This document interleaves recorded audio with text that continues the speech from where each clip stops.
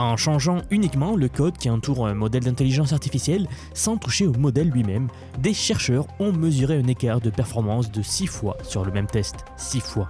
C'est le résultat de la dernière étude publiée sur l'auto-évolution des IA.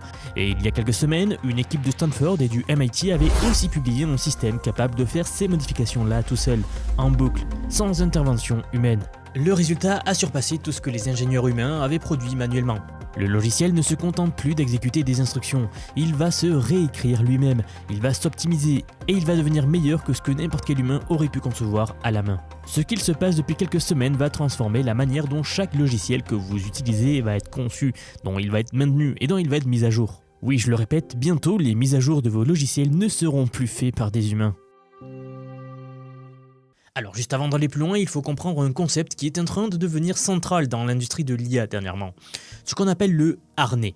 Donc j'en avais déjà parlé un petit peu dans une vidéo précédente. Quand on parle d'un modèle d'IA comme Claude, Gemini ou ChatGPT ou même Grok, on parle en réalité des poids du modèle, c'est-à-dire le résultat brut de l'entraînement du modèle IA. Mais un modèle d'IA seul, aussi intelligent soit-il, c'est comme un moteur de Formule 1 posé dans un garage.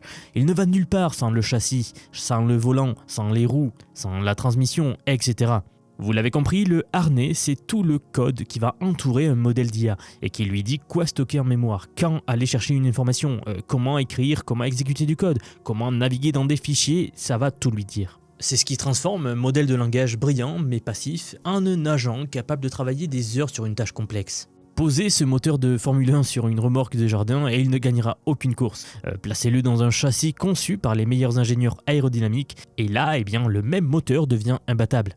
Le problème, c'est que jusqu'à présent, ces fameux harnais étaient écrits à la main par des ingénieurs, des humains, ligne par ligne, ajustement après ajustement. Comme en codé quoi. Un processus lent, coûteux et fondamentalement limité par la créativité humaine. Ce qui vient de changer, c'est qu'une équipe de chercheurs de Stanford et du MIT a publié un système qui automatise entièrement ce processus. Le principe est d'une simplicité désarmante. On va prendre un agent IA de programmation, on va lui donner accès à l'intégralité du code dans certains logiciels, ainsi qu'au score de toutes les versions précédentes du même logiciel, et on va simplement lui dire « améliore ça ». L'agent lit alors le code, il va identifier les points faibles, proposer des modifications, tester la nouvelle version, puis recommencer 10 fois, 20 fois, 50 fois. Chaque itération va enrichir ce qu'on appelle la mémoire collective du système. Et là où les approches précédentes compressaient tout dans quelques milliers de tokens, ce système va faire autre chose, il va donner accès à 10 millions de tokens de contexte par étape. L'agent IA n'est pas contraint de ne regarder que les meilleurs résultats, il peut aussi examiner les échecs, parce que parfois comprendre pourquoi quelque chose ne marche pas est plus instructif que de savoir pourquoi ça marche. Et en réalité, appliquer cette technique rend les résultats pas juste bons, mais supérieurs à tout ce que les humains ont déjà produit manuellement. Sur un benchmark de classification de texte, le code découvert automatiquement atteint un score moyen de 48,6%, là où la meilleure méthode concurrente conçue par des êtres humains plafonne à 40,9%. Mais le plus remarquable, c'est que ce châssis, ce harnais, ce code autogénéré utilise 4 fois moins de tokens que ses rivaux, et il est meilleur et il est moins cher. En raisonnement mathématique par exemple, sur 200 problèmes de maths de niveau Olympiade international, le système améliore la précision de près de 5 points en moyenne sur 5 modèles différents. Et sur un benchmark qui teste la capacité d'un agent à accomplir des tâches complexes dans un terminal, le harnais auto-évolué atteint 76,4%, dépassant le meilleur harnais conçu manuellement par des équipes les plus expérimentées de l'industrie, qui lui plafonnait à 74%. Et sur un modèle plus petit, l'écart est encore plus net. Le harnais autogénéré dépasse tous ses concurrents sans exception. C'est très important à comprendre. Alors je vous parle de cela car ce système n'est pas un cas isolé. C'est une tendance de fond qui accélère à une vitesse vertigineuse. En mars 2026, un géant de la tech a publié un système dont le concept est encore plus radical. Un agent d'IA qui peut lire et modifier son propre code source. Pas le code de notre programme, pas le code de tout ce qui lui entoure, non, son propre code source. L'agent va analyser son implémentation, identifier des améliorations possibles, générer des correctifs et se mettre à jour lui-même. La version améliorée répète ensuite le processus. Sur un benchmark de programmation multilingue, le système est passé d'un taux de réussite de 8% à 27% sur des problèmes qu'il n'avait jamais vus. Une multiplication par 3 à peu près, obtenue uniquement par automodification. Et parallèlement, Google a produit des résultats qu'on pourrait qualifier de spectaculaires. Son système, rappelez-vous, avait découvert une manière plus efficace de multiplier des matrices complexes. Un résultat que des mathématiciens cherchaient depuis plus de 50 ans. Ce même système a optimisé la planification des tâches dans des centres de données, récupérant en moyenne 0,7% de ressources de calcul mondial de l'entreprise. Alors ça peut sembler très peu dit comme ça, mais sachez qu'à l'échelle d'un géant du cloud comme eux, ça représente des économies colossales. D'ailleurs, Google a même accéléré un composant clé de l'architecture d'entraînement de ses modèles d'IA de 23% suite à cette découverte. Le plus vertigineux dans cette histoire, c'est que Google a utilisé ce système pour optimiser le code qui entraîne ses propres modèles, le modèle Gemini ainsi que d'autres modèles. De l'auto-amélioration récursive au sens le plus littéral du terme. L'IA qui construit une meilleure version d'elle-même. La boucle est bouclée. Alors revenons maintenant à ce projet open source qui a explosé en mars 2026. Le principe était limpide. Donner à un agent d'intelligence artificielle un petit environnement d'entraînement de modèles de langage sur un seul GPU et le laisser expérimenter de manière totalement autonome pendant la nuit. L'agent modifie le code d'entraînement, il va lancer un entraînement de 5 minutes, vérifier si le résultat s'est amélioré et conserver ou rejeter la modification. 630 lignes de code Python, pas de configuration complexe, pas d'infrastructure distribuée, un seul GPU, donc une seule carte graphique, une seule puce de calcul IA, un fichier et une métrique. Et en 2 jours, nous avons eu 700 expériences, 20 optimisations découvertes, dont des modifications architecturales originales que personne n'avait envisagées. L'agent a trouvé un bug dans l'implémentation de l'attention que son créateur avait raté après des mois de travail manuel. Mais ayant dit cela, il y a encore un autre exemple.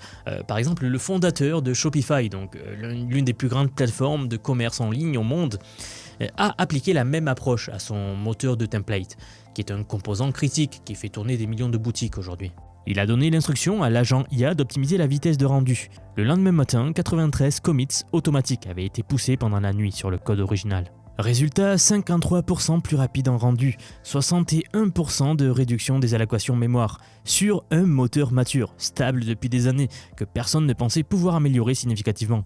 Et ça ne s'arrête pas là, dans l'industrie du paiement en ligne, Stripe, donc un géant qui gère plus de 1000 milliards de dollars de transactions par an, a déployé des agents IA de code autonomes qui produisent désormais plus de 1300 pull requests par semaine. Le processus est presque absurde de simplicité. Un ingénieur envoie un message sur la messagerie interne, part prendre un café et revient trouver une modification de code complète, testée automatiquement et prête pour être revue par un humain. Pas une seule ligne écrite par une personne. Tout passe par des blueprints, des systèmes d'intégration continue IA, donc des agents qui orchestrent l'ensemble. Alors ça c'est important à comprendre parce que tous ces exemples que je viens de vous donner, aussi impressionnants soient-ils, convergent vers une idée qui est beaucoup plus profonde en réalité. Une idée formulée il y a quelques années par un chercheur en intelligence artificielle et qui est en train de se vérifier à une échelle que personne n'avait anticipée. L'idée, c'est que les approches générales qui exploitent la puissance de calcul finissent toujours par surpasser les solutions artisanales conçues par des humains.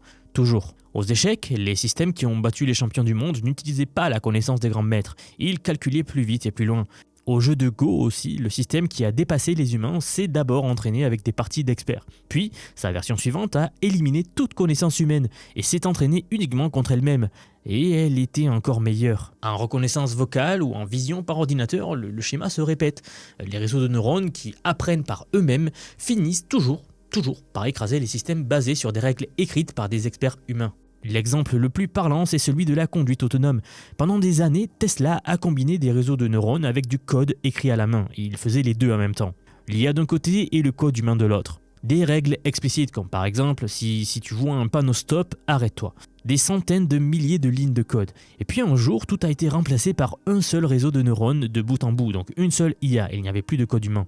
Les caméras de ces voitures captent les images et le réseau IA produit directement les commandes de direction et d'accélération. Plus de règles humaines. Aujourd'hui, ce système a accumulé plus de 13 milliards de kilomètres cumulés sur l'ensemble du réseau Tesla. Les réseaux de neurones apprennent eux-mêmes les règles que les ingénieurs essayaient de coder à la main. Et ils apprennent mieux. C'est ce que je vous disais tout à l'heure, ça finit toujours par être mieux que si c'était fait à la main, si on laisse une IA apprendre toute seule. Et on peut appliquer ce même phénomène au logiciel lui-même. Jusqu'ici, les harnais, donc tous les systèmes qui entouraient un cerveau d'IA, étaient écrits par des humains, aussi ingénieux soient-ils. Mais les résultats montrent de manière écrasante que laisser l'IA concevoir ses propres harnais produit de meilleurs résultats, plus rapidement et à moindre coût. Et la beauté du système, c'est sa simplicité délibérée. Pas de règles codées en dur pour décider quoi modifier, pas d'heuristique humaine pour guider les expériences.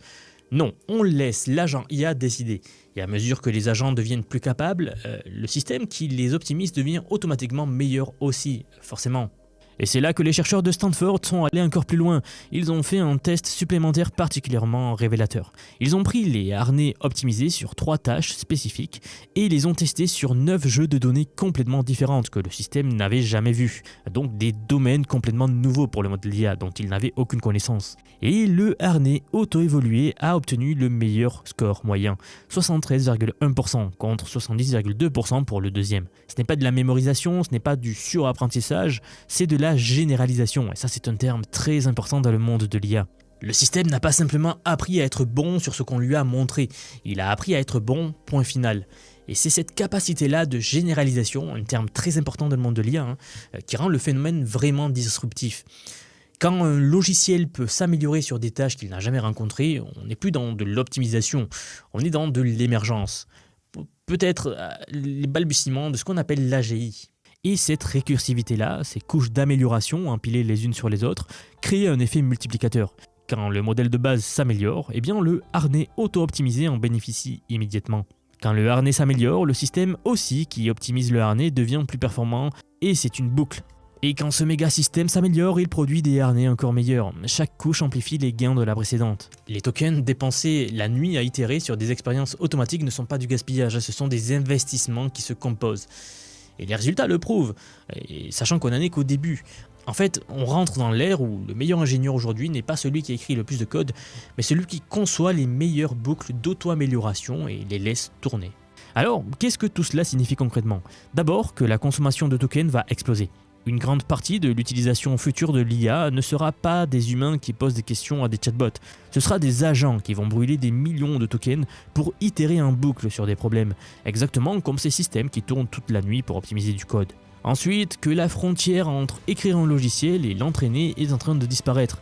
Un logiciel auto-évolutif. C'est fondamentalement un logiciel qui s'entraîne en continu sur sa propre performance. En avril 2026, au moment où vous regardez cette vidéo, environ 85-90% des développeurs utilisent déjà une assistance par intelligence artificielle pour coder. Les agents autonomes ne se contentent plus de suggérer des lignes. Ils créent des fichiers, ils écrivent des fonctions complètes, ils lancent des tests, ils corrigent les erreurs et se redéploient. Avec ces systèmes auto-évolutifs, le logiciel ne se contente plus d'être écrit par l'IA. Il se surveille, il se corrige, il se réécrit et s'optimise en continu. Oui, vous l'avez compris, on assiste à l'émergence de l'ère de l'ingénierie agentique. Les humains n'écrivent plus la majorité du code. Ils vont plutôt diriger, superviser et orchestrer des agents IA. Et ces agents-là, à leur tour, créent d'autres agents. La compétence qui va compter, ce n'est plus de savoir écrire du code, c'est de savoir concevoir les bonnes boucles d'amélioration, les bonnes métriques, les bons environnements de test. C'est de l'ingénierie des métasystèmes, un domaine qui n'existait quasiment pas il y a un an. On vit un moment charnière. Le logiciel tel qu'on le connaît, écrit une seule fois, maintenu manuellement, mis à jour par des équipes humaines, est en train de muter en quelque chose de fondamentalement différent. Un organisme numérique qui évolue, qui s'adapte, qui s'améliore par lui-même. Et les résultats des dernières semaines montrent que cette mutation est déjà en cours. Donc, messieurs, dames, ayant dit tout cela, si vous sentez que l'IA avance plus vite que votre capacité à suivre, si vous réalisez que comprendre ces mécanismes d'auto-évolution pourrait changer votre manière de travailler, de coder, de penser le logiciel, alors j'ai quelque chose pour vous. J'aimerais vous dire que depuis quelques mois déjà, j'ai construit un programme d'apprentissage unique. Je vous apprends l'IA sous tous ses aspects. C'est un parcours que j'ai créé et pensé pour vous transmettre tout ce que je sais. Alors non seulement sur les modèles d'IA comme ChatGPT, Gemini de Google, Grok de Elon Musk, Claude, etc. Je vous montre en fait et surtout la manière de les intégrer concrètement dans votre vie, dans votre travail, dans vos projets. Et ce que vous soyez salarié, indépendant, entrepreneur ou même à la retraite. Car oui, nous avons beaucoup de retraités dans la communauté et ils utilisent l'IA au quotidien. J'ai récemment sorti la plus grosse mise à jour à ce jour de la formation. Ça fait un petit moment que j'en parlais, mais ça y est, elle est là, elle est en ligne. C'est un module entièrement dédié à l'automatisation par IA, donc en utilisant N8N. Autrement dit, la création d'agents IA, donc des espèces de salariés virtuels qui vont travailler pour vous et tout faire pour vous. En somme, vous faire gagner des heures et des heures et des heures. Vous êtes déjà plus de 6 à 7 000 à avoir rejoint ce programme, donc merci pour tout ce soutien. Et enfin, sachez qu'il n'y a pas besoin d'être développeur, pas besoin d'avoir un profil technique. Je vous prends par la main et pas à pas, avec des leçons vidéo claires, des cas concrets pratiques, on voit tout ce qui touche à l'IA. Dernier point, mais pas des moindres bien sûr, si vous nous rejoignez aujourd'hui, vous aurez accès à toutes les évolutions du futur. Sans surcoût, accès illimité à vie à tout ce que je veux vous apprendre. Donc aujourd'hui, c'est un paiement unique, ce n'est pas un paiement mensuel, c'est juste un paiement unique et vous aurez accès à vie à toutes les mises à jour que je vais faire en permanence et que je fais en ce moment même d'ailleurs. Donc si cela vous intéresse, vous avez les liens en dessous de la vidéo, donc soit en description, soit en commentaire épinglé pour nous rejoindre. Dans tous les cas, moi, je serai très heureux de vous accueillir dans le programme Vision IA. Si vous êtes encore là, merci d'avoir regardé cette vidéo jusqu'au bout et je vous dis à très vite pour la prochaine vidéo. À bientôt.